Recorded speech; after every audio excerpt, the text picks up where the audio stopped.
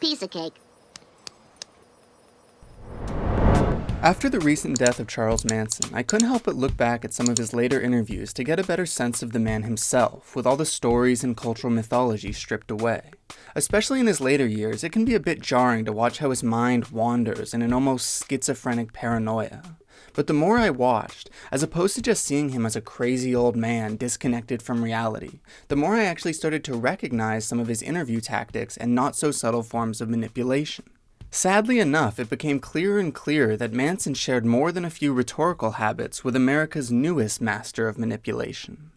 Now, if we look up traditional characteristics of cult leaders, both Trump and Manson are bound to fit into just about every category. The us and them attitude, questions and dissent not being tolerated, lies repeated so often they seem true. But this video isn't about exposing Trump's cult leader characteristics. To be honest, I think that'd be a bit too obvious. Instead, I'd like to take a closer look at how both Trump and Manson answer questions in formal settings and explore the crossover between their unique speaking habits. First and foremost, both have an extreme, almost cartoonish confidence about them, which can manifest itself in very similar or very different ways. For example, neither seems able to admit fault in any situation, no matter how much evidence is stacked up against them. Yeah, but in the world that I live in, I've never made a bad move in my whole life. You said before, I could take hits when it's justified. Correct, 100%. Right? Can you give me an example of a time when someone was critical of you and you thought to yourself, I deserve that hit, I deserve that column, I deserve probably that... I could never do that. I could probably never. And each will openly brag and self-promote, whether about their own successes or intelligence or something deeper, like their moral compass. And I made a lot of money in Atlantic City, and I'm very proud of it. But I've seen it falling. I'm very aware when it comes to seeing things. I was given a very high award by the Marines at the Waldorf Astoria a couple of months ago. I'm brand new. Everything I do is always brand new. I'm on the premise of reality. But though the content is different, both are just shamelessly praising themselves in an attempt at some sort of superiority. And that's just where the crossover begins. More and more common today in politics and media is the phrase, whataboutism, which is essentially just when someone is asked about their own personal wrongdoing and says, but what about, and then goes on to name someone else's wrongdoing. Instead of directly refuting or disproving the interviewer, they try to flip the conversation onto an opponent and claim some sort of hypocrisy latent in the question.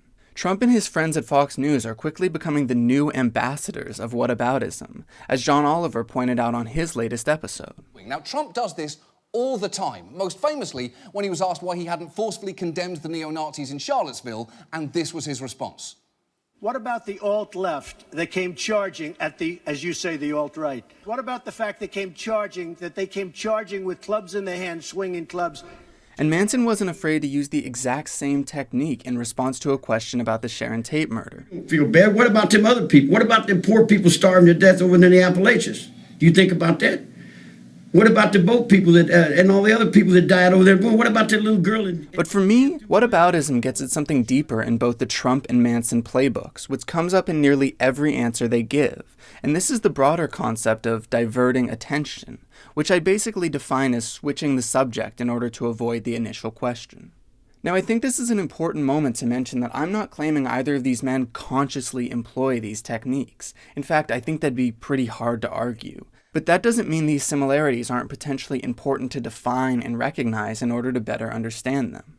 Like any cheap sleight-of-hand magician, Trump and Manson, consciously or not, constantly shift from one topic to the next to create these little distractions. To better understand this, we'll have to take a look at another characteristic we often find in their answers: aimlessness. This, in a sense, is really just the classic old man telling a boring story trope we see again and again on TV, like with Grandpa Simpson, for example.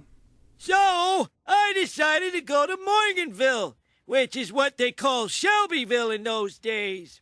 So I tied an onion to my belt, which was the style at the time. Now, to take the ferry cost a nickel, and in those days, nickels had pictures of bumblebees on them. Give me 5. Watch here as Manson gets similarly distracted trying to respond to a very straightforward question. Do you believe the Tate-LaBianca murders had anything to do with sort of ending the period of the 60s, creating a Yeah, it was the peak of the love that was running.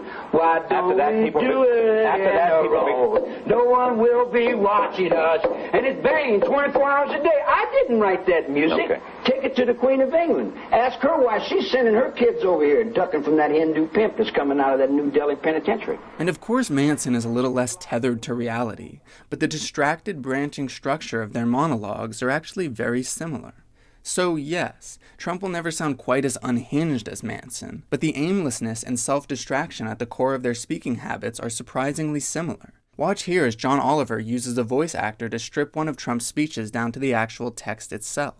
You look at the nuclear deal, the thing that really bothers me. It would have been so easy, and it's not as important as these lives are. Nuclear is so powerful. My uncle explained that to me many, many years ago, the power, and that was 35 years ago. He would explain the power of what's going to happen, and he was right. Who would have thought? But when you look at what's going on with the 4 prisoners, now it used to be 3, now it's 4, but when it was 3, and even now, I would have said, it's all in the messenger. Fellas, and it is fellas, because, you know, they haven't figured that the women are smarter right now than the men, so you know. Just like Manson and Grandpa Simpson, he keeps getting caught up in these tangents of free association, vocalizing every thought that comes to mind, constantly distracted by his own answer. Now these 3 elements, while each fascinating on their own, are not particularly revolutionary. But what makes Manson and Trump such unique interviewees is how frequently these 3 elements come together, effectively distracting the listener from their misdeeds and bringing the attention onto their supposed best qualities. Criminal will always go to a familiar place. Tex had been to that house. Tex went back to that house. Here's the conversation. Indian Mesa. We got 4 campfires. We got 4 queens on a motorcycle gang, a motorcycle group that rides SS motorcycles out of Venice, Santa Monica. So we're riding motorcycles and we're all up there and we got these fires going and we got this big problem that came up. I had to go shoot somebody for Tex. Bobby's in the prison. My brother's in jail. Now, understand in my mind, all my life I've been in jail because I didn't have no one to get me out of jail. I didn't have no brother outside. So I spent years and years and years and years just because nobody would come and sign their name and get me out of jail. And the jail couldn't let me out because I didn't have no place to go. So I spent 22 years in prison because I didn't have nobody outside. I can't let somebody that's with me stay in jail. It just ain't, you know, it's not in my makeup, man. And I want clean air. And we can do that. But we don't have to destroy our businesses. We don't have to destroy our... And by the way, China isn't abiding by anything. They're buying all of our coal. We can't use coal anymore, essentially. They're buying our coal and they're using it. Now, when you talk about the planet, it's so big out there. We're here, they're there. It's like they're our next-door neighbor, right? In terms of the universe. Miss Universe, by the way, made a great deal when I sold it. Oh, did I get rich? That was a great deal. Oh.